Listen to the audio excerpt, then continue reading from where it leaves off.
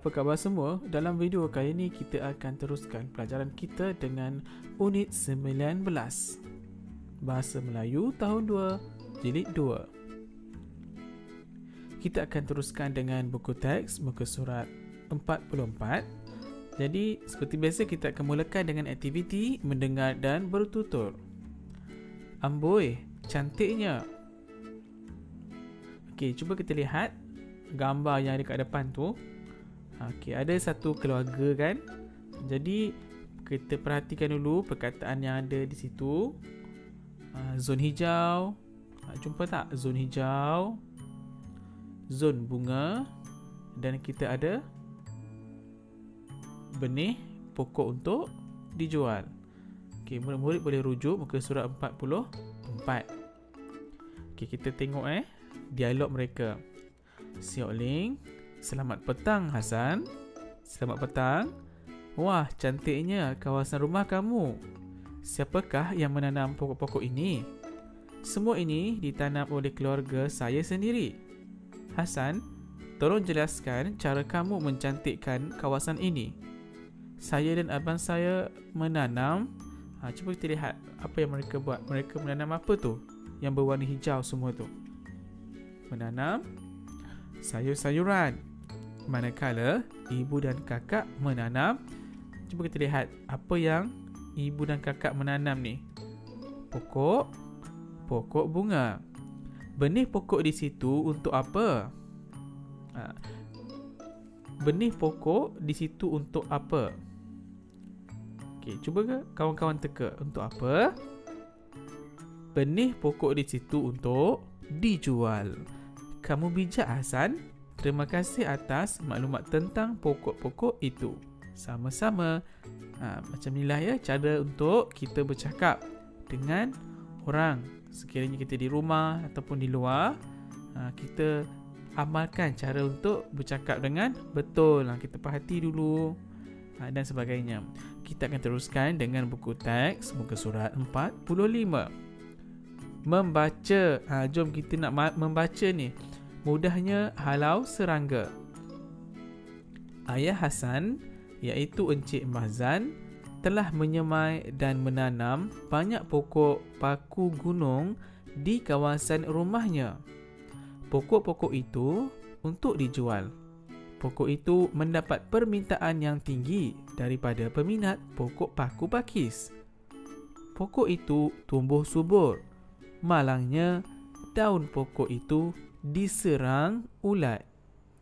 Encik Mahzan telah mendapat maklumat daripada internet tentang cara menghapuskan ulat dengan mudahnya. Beliau tidak perlu menggunakan racun. Encik Mahzan menapis air basuhan cili kering di dapur rumahnya. Selepas itu, beliau memasukkan air itu ke dalam botol penyembur. Encik Mahzan menyembur daun-daun muda pada pokok itu, pada pokok paku gunungnya. Ulat tidak berani makan daun pokok itu lagi. Pokok itu subur dan menghijau kembali. Banyak orang membeli pokok paku gunung Encik Mahzan. Faham tak?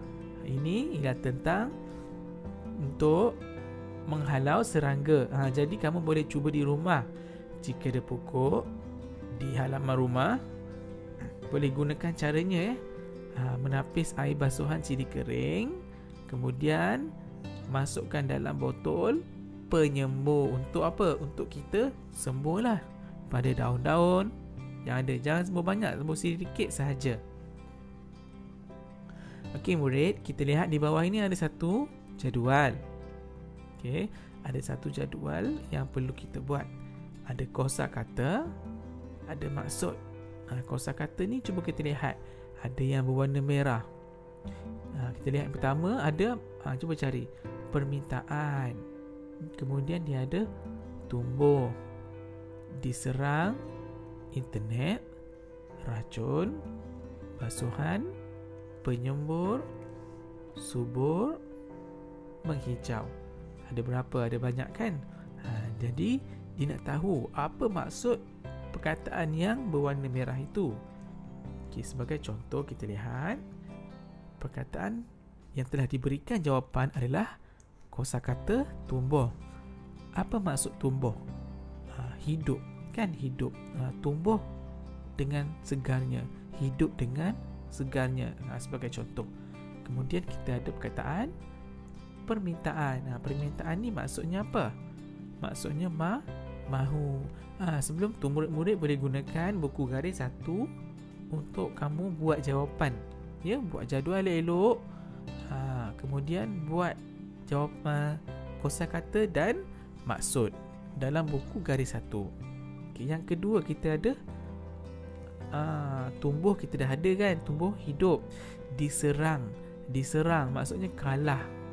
Diserang oleh musuh, kalah dengan musuh, macam tu. Baik, seterusnya kita ada internet. Siapa tahu maksud internet tu apa? Google ke apa maksud internet? Internet ni sebenarnya adalah internet adalah rangkaian antara bangsa. Okey, rangkaian komputer antara bangsa. Kemudian kita ada apa lagi ni? Racun. Racun ialah bisa lah. Racun tu bisa, benda yang bahaya. Kemudian kita ada basuhan. Apa itu basuhan? Siapa tahu basuhan? Basuhan ialah cucian. Ya, basuhan ialah cucian. Kemudian kita ada penyembur. Penyembur, apa itu maksud penyembur? Peniup lah peniup. Maksudnya sama je lah macam peniup ya. Kita ada subur. Subur ialah sihat. Subur hari ni, sihat hari ni. Dan kita ada satu lagi menghijau. Apa itu menghijau? Menghijau tu pun sihat juga ya. Menghijau, pohon-pohon menghijau. Kalau pohon tu memang daripada hijau dia menjadi warna coklat, bermaksud pokok itu sudah rosak ataupun tidak lagi sihat ya, dan nak mati pokok tu. Tapi kalau pokok itu memang berwarna coklat, itu tidak dikatakan rosak, memang warnanya macam tu. Okey, kita akan teruskan dengan muka surat seterusnya. Tapi murid-murid jangan lupa untuk buat jadual dan tuliskan maksud-maksud yang telah diberikan. Buku teks muka surat 46, kita akan menulis tentang bucida yang cantik. Pernah nampak tak pokok bucida ni? Di bandar ke, di kampung ataupun di mana-mana. Cantik kan bucida ni? Dia tinggi pokoknya. Okay, jom kita baca. Aidil suka melihat pokok bucida. Dia ingin menanam pokok ini di hadapan rumahnya. Dia mencari maklumat tentang pokok bucida dalam internet. Terdapat 2 jenis pokok bucida, iaitu yang berdaun hijau dan yang berdaun putih. Saiz daunnya kecil. Dahan pokok bucida bertingkat-tingkat. Pokok ini mudah ditanam kerana tidak memerlukan penjagaan yang rapi. Oleh itu, pokok ini banyak ditanam di pinggir jalan, di taman dan di hadapan rumah. Pokok bucida mempunyai akar yang kuat. Pokok ini dapat menahan tiupan angin yang kencang. Selain itu, orang ramai dapat berteduh di bawah pokok ini selepas penat bermain atau beriadah. Faham tak? Okey, kita lihat pokok bucida. Pokok bucida ni tinggi dan besar. Dalam setiap perenggan ni, ini perenggan pertama, perenggan kedua, ketiga dan keempat ni, dia ada beritahu kita tentang ciri-ciri pokok bucida. Ciri-ciri pokok bucida. Jadi setelah kita baca, kita cuba fahamkan, kemudian kita akan buat satu peta. Peta pokok lah kita panggil kat sini, sebab dia ada akar dia. Yang pertama pokok, idea dia tentang pokok bucida ni. Kita boleh lihat ciri-ciri dia, kita lihat daripada daun dia. Macam mana daun-daunnya pokok bujida ni? Dia beritahu kat atas ni kan, perenggan yang kedua ni. Ada tak beritahu kat sini? Ada kan daun dia. Contoh dia beri kat sini adalah hijau. Yang kedua, tak tahu jawapan dia apa lagi. Kemudian ciri-ciri yang dia ialah kawasan ditanam. Dekat mana ditanam pokok ni dan apa kelebihan dia. Pokok bujida ni, apa kelebihan bagusnya pokok bujida ni. Jadi jom kita buat sama-sama. Kita ada pokok bujida. Okey, daun dia. Daun dia macam mana murid-murid? Daun dia hijau. Dan satu lagi apa? Daun dia, cuba kita lihat daun dia. Daun dia berwarna putih. Dapat tak? Senang je kan? Jawapan ada dalam petikan.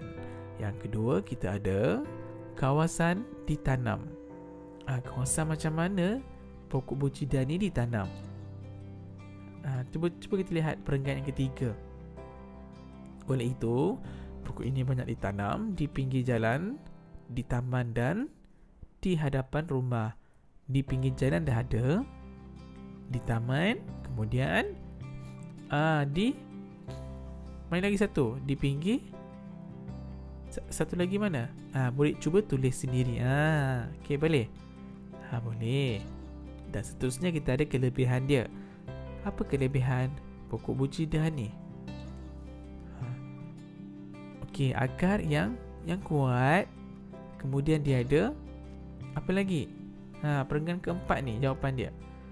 Jawapan dia ada dalam perenggan keempat ni. Jawapan dia kat sini. Menahan angin kencang dan dapat berteduh di bawahnya. Kerana pokoknya tinggi dan daun dia besar kan, dia melebar, jadi kita boleh berteduh di bawahnya. Okey murid, murid-murid perlu buat dalam buku garis 1. Boleh? Kamu boleh pause ataupun hentikan dahulu video ni untuk menyalin peta pokok yang kita buat. Kita akan teruskan dengan muka surat 47. Okay, kali ini murid-murid perlu berdiri. Berdiri dengan tegak. Kemudian kamu akan membaca dengan bersemangat. Kita akan baca bersama-sama. Kamu perlu bercerita dalam bilik kamu. Boleh? Okay, jom kita mulakan. Sang pokok kembali ceria. Di sebuah ladang, kelihatan sang pokok dan rakan-rakannya sedang bersedih. Pohon mereka kurus dan daun mereka kekuningan. Aduhai, malang sungguh nasib kami tumbuh di sini. Sang pokok dan rakan-rakannya bersuara sedih. Tidak lama kemudian, datang sang cacing ke perdu sang pokok. Hai sang pokok, mengapakah kamu dan rakan-rakan bersedih? Kami sakit. Tempat tinggal kami kering dan tidak subur, jawab sang tanah. Oh, begitu. Izinkan aku dan keluargaku tinggal di kawasan perdu kamu, kata sang cacing. Sang pokok dan rakan-rakannya bersetuju. Sejak hari itu, sang cacing dan keluarganya telah menggembur tanah dan memberikan baja kepada sang pokok. Selain itu, sang cacing juga menggali tanah sehingga dapat menambah udara yang masuk ke dalam tanah.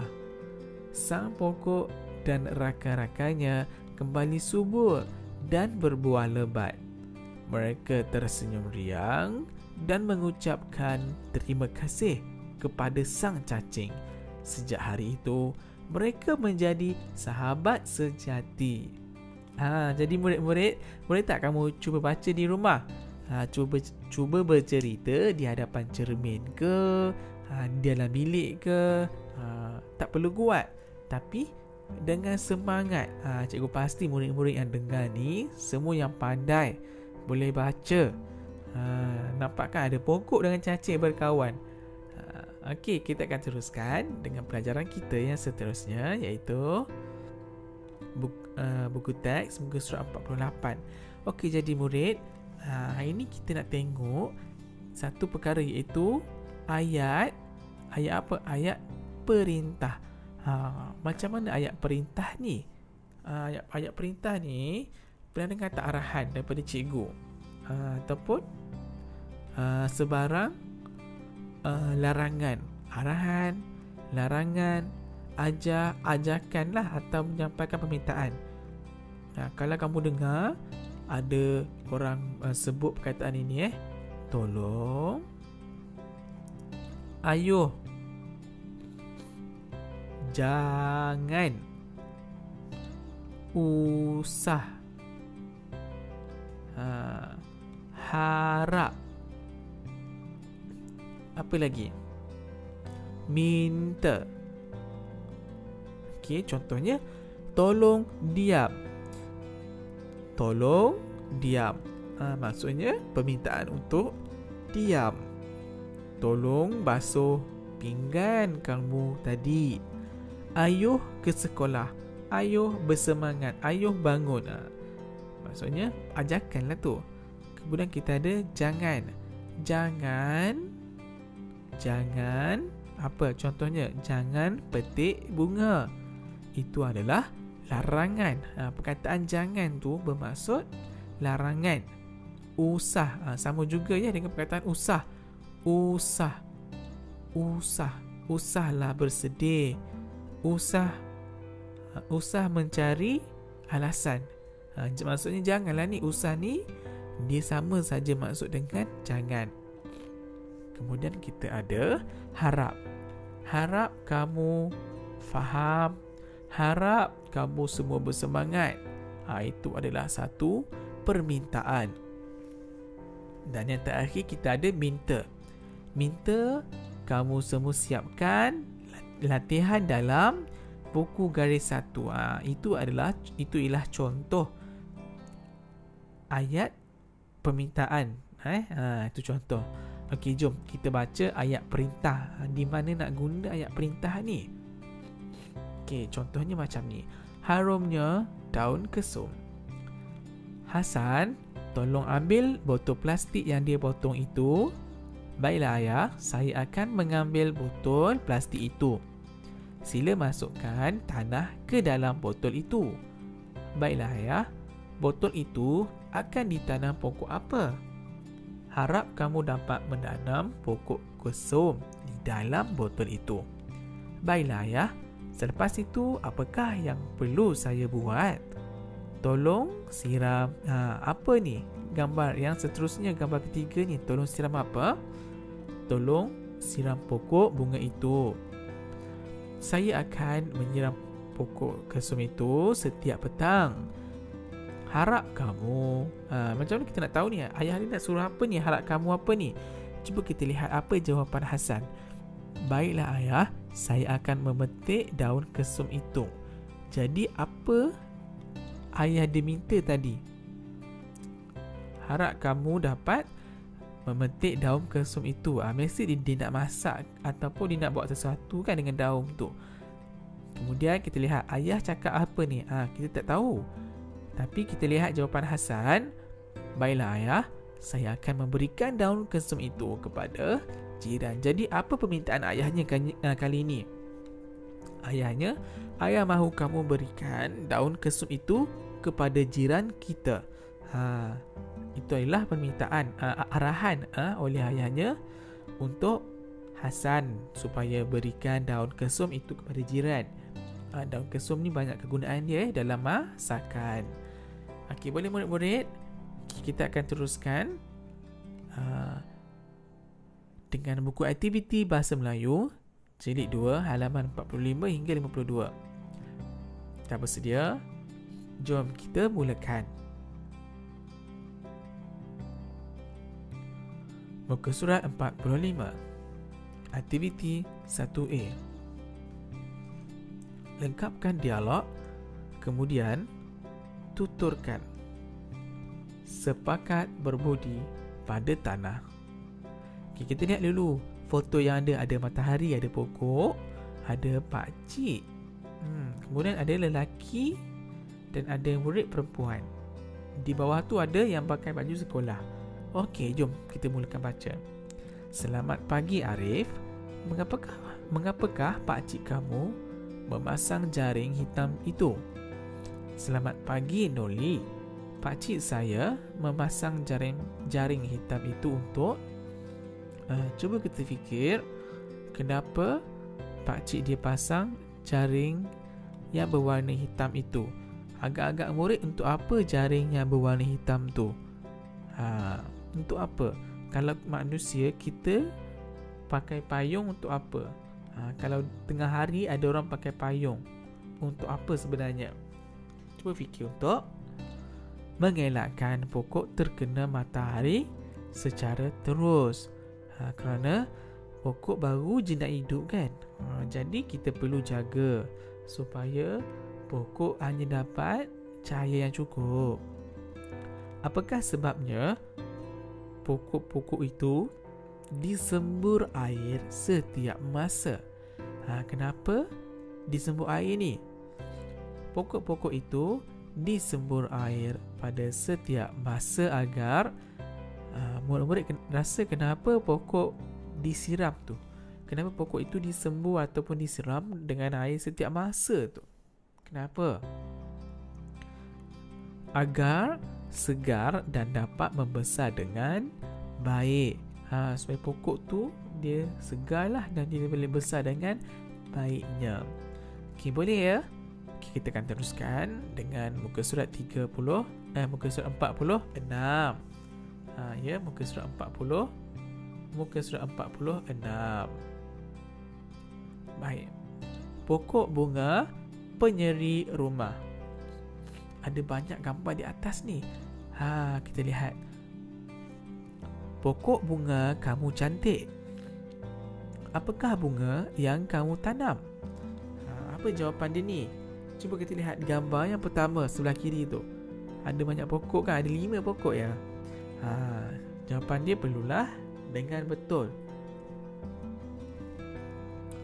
Bunga yang saya tanam ialah ros, kemboja, lili dan melur. Di mana jawapan dia? Jawapan dia ada dalam gambar yang pertama.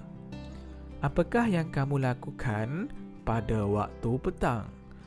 Gambar yang kedua, apa tu? Jawapan dia kamu agak-agak sembur air ke tu?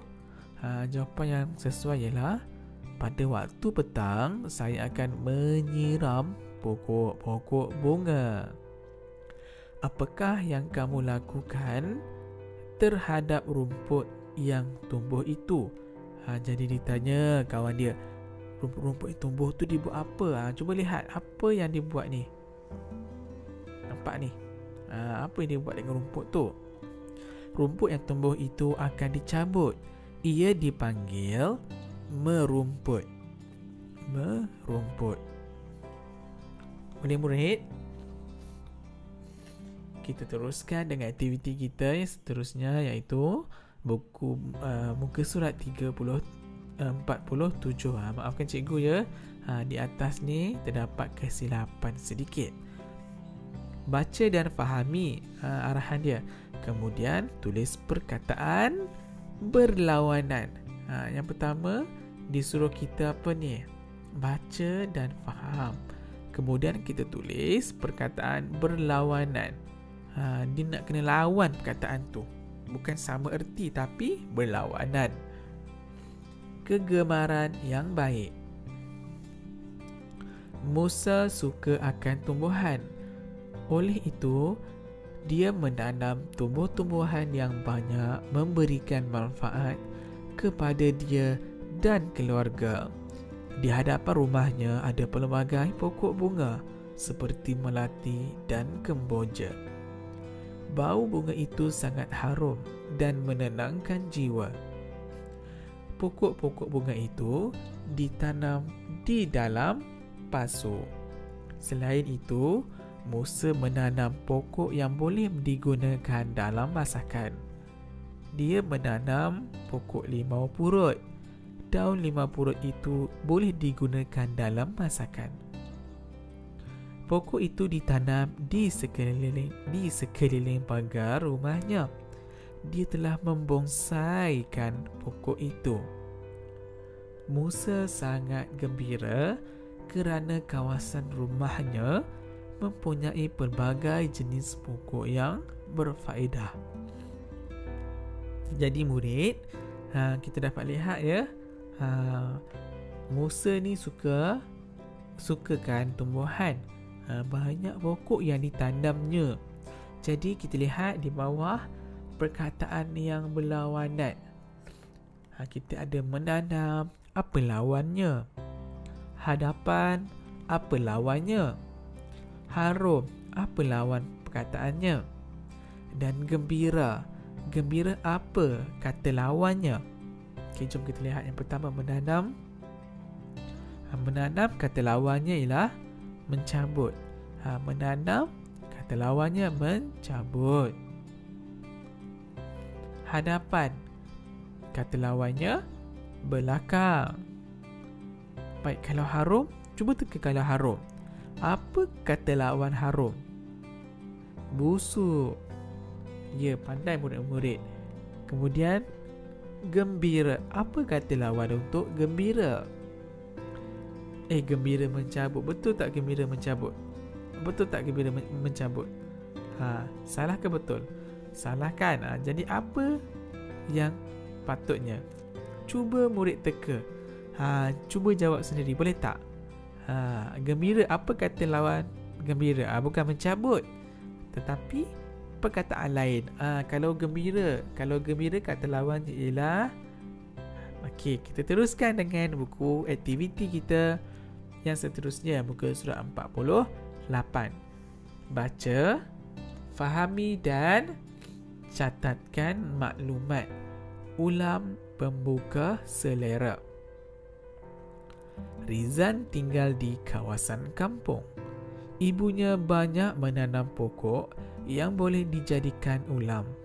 Dia juga menanam pelbagai jenis sayur. Rizan mendapat satu idea. Pada suatu hari, dia dan ibunya memetik pelbagai jenis ulam. Semua ulam itu dijual di tepi jalan di hadapan rumahnya. Di hadapan longgokan ulam itu diletakkan nama ulam dan cara masakannya. Jadi, pembeli dapat mengetahui maklumat tentang ulam tersebut. Antara ulam yang dijual ialah pucuk bekar. Pucuk ini direbus sehingga lembut. Pucuk bekar ini boleh dimakan bersama dengan wudu. Pucuk ini juga boleh dimakan mentah. Seterusnya, mereka menjual jering. Jering boleh dimasak, kari atau dimakan mentah. Selain itu, petai juga dijual oleh mereka. Orang ramai suka makan petai rebus dan petai jeruk. Rizan menggunakan wang hasil jualan itu untuk wang sakunya ke sekolah. Selain itu, dia menyimpan wangnya di bank. Jadi murid, cuba kita lihat di sebelah kanannya muka surat 49. Ada satu jadual yang mana ada 3 perkara yang ditanya. Cara jualan, macam mana sayur-sayur tu dijual. Kamu dah baca tadi kan? Mesti kamu faham. Kamu kena faham untuk kita jawab macam mana cara dijual. Dia beritahu tadi. Kemudian dia cerita kat kita jenis ulam dan cara masakan dia. Ada ulam, banyak ulam yang diberitahu, dan macam mana ulam-ulam tu dimasak atau dimakan. Senang kata. Dan kita ada cara wang itu dibelanjakan, dijual kan. Jadi bila jual dia dapat wang. Jadi macam mana wang keuntungan tu dia belanja semula. Yang pertama kita lihat cara jualan. Okey, cara jualan. Di mana kita nak lihat ni? Okey, cuba kita lihat. Dia jual di mana? cara dijual di mana? Di tepi jalan, di hadapan rumahnya. Cuba kita lihat. Di hadapan rumahnya. Dan kemudian diletakkan nama ulam dan cara masakan. Macam mana cara untuk dijual supaya orang tengok kan, oh ini petai. Petai ni boleh dimasak cara gini. Diletakkan juga nama dan cara masak. Okay, seterusnya kita ada jenis ulam dan cara masakan. Yang pertama ialah pucuk bekar, direbus dan dimakan bersama dengan wudu. Mana jawapan dia ni? Dalam perenggan yang keempat. Pucuk ini direbus hingga lembut. Betul tak direbus? Direbus ada, dimakan bersama wudu. Okay, jadi apa lagi jawapan yang diberi kat sini? Ialah jering kan, kita ada jering. Jering ni dimakan, dimasak kari atau dimakan mentah. Dan yang jawapan lain juga kita ada petai. Petai ni dimakan rebus ataupun dijeruk. Ada juga makan mentah kan. Okey, baik, jadi kita tulis dah. Jering boleh dimasak kari atau dimakan mentah. Dan petai boleh direbus atau dibuat jeruk. Nak makan mentah petai pun boleh, tak ada masalah. Kemudian cara wang itu dibelanjakan. Macam mana wang yang didapat tu dibelanja? Rizal menggunakan wang hasil jualan itu untuk wang saku ke sekolah. Kemudian dia buat apa lagi? Dia menyimpan. Jadi kita tulis wang digunakan untuk dibelanja di sekolah dan disimpan di bank. Di bank. Jadi ada kalau kamu nak tulis wang digunakan untuk wang saku di sekolah, boleh juga, dan disimpan di bank. Okey, kita teruskan dengan muka surat 50 ya. Muka surat aktiviti muka surat 50. Muka surat 50. Okey. Lengkapkan cerita, kemudian persembahkan cerita. Kita lihat ada matahari, daun-daun, tumbuh, melindungi, melambatkan, mengalir. Tajuknya ialah saling memerlukan. Di lereng sebuah bukit ada sebatang pokok tualang. Pokok tualang itu tinggi dan sangat cantik. Di bawah pokok tualang itu rumput. Apa jawapannya kita letak di sini? Yang sesuai ialah tumbuh rumput. Rumput itu sangat tebal.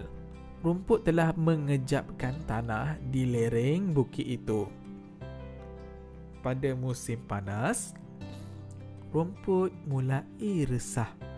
Rumput dia berasa resah ni.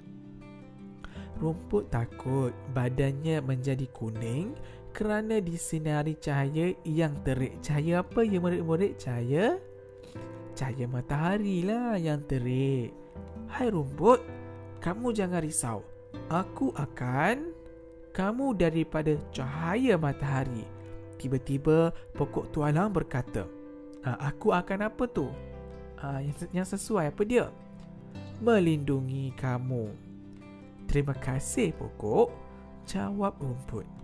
Rumput sentiasa tersenyum riang pada musim panas kerana tualang melindunginya. Kerana apa? Apa yang melindunginya? Daun-daun tualang melindunginya. Semasa hujan lebat, rumput pergerakan air di kawasan lereng itu. Rumput buat apa dengan air itu? Rumput tebal, apa yang dia boleh buat? Melambatkan pergerakan air. Pokok tualang berasa gembira kerana air yang itu tidak menghakis tanah di lereng itu. Jadi pokok tualang tidak tumbang. Apa yang rumput buat? Air yang mengalir itulah tidak menghakis tanah sebab rumput ada kan.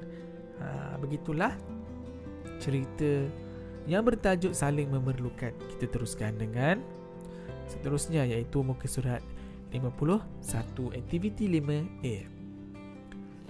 Padankan gambar dengan ayat perintah yang sesuai, kemudian bina ayat. Dia suruh kita apa ni? Padankan dahulu. Padankan gambar dengan ayat perintah yang sesuai, kemudian kita bina ayat. Kita lihat dulu. Ada 4 foto. Okey. Pertama, harap kamu bersihkan kawasan itu. Kemudian kita ada tolong tanam pokok kari itu. Jangan. Sila. Jadi kita lihat dulu yang pertama. Harap kamu bersihkan kawasan itu. Mana foto yang sesuai dengan kerja-kerja membersihkan kawasan? Mana? Yang 4, gambar 3, gambar 2, gambar 1. Gambar yang pertama, kan? Okey, seterusnya kita ada tolong tanam pokok kari itu. Mana foto yang menunjukkan perbuatan menanam? Foto yang kedua. Seterusnya, jangan. Boleh lihat tak? Jangan. Yang mana? Tengok muka tegas, garang. Mana? Jangan. Gambar yang keempat. Gambar yang keempat. Dan yang terakhir ialah sila. Baik, kita nak bina ayat ni. Jadi apa yang sepatutnya? Jangan apa tu? Cuba lihat. Ayah marah anaknya, melarang anaknya buat apa tu? Jangan makan, jangan petik daun di pokok itu. Jangan petik daun kari itu. Boleh juga ya. Dan sila bajakan pokok-pokok itu. Boleh? Okay, kita teruskan dengan aktiviti 5B, muka surat 52. Bina ayat perintah berpandukan gambar. Daun kari lazatkan makanan. Pertama kita ada tolong. Ayat perintah tolong. Baiklah puan, saya akan membungkus daun kari itu. Agak-agaknya puan ni minta apa? Tolong apa ni? Tolong bungkuskan daun kari itu. Itulah katanya. Kedua kita ada jangan. Baiklah mak, saya tidak akan menghiris daun kari ini kecil-kecil. Agak-agaknya apa yang dilarang oleh ibunya? Jangan. Jangan apa tu? Jangan hiris daun kari itu kecil-kecil. Baiklah mak, sesuaikan jawapan dia. Dan yang terakhir kita ada harap. Wah, sedap kari ayam ini. Anak ni kata sedap. Jadi apa yang diucapkan ni? Harap kari ayam ini sedap. Macam itulah. Ibu kamu masak, mesti ibu kamu cakap harap kari ayam ibu ni sedap lah. Begitu. Boleh murid, kita teruskan dengan terima kasih. Jumpa lagi. Bye-bye.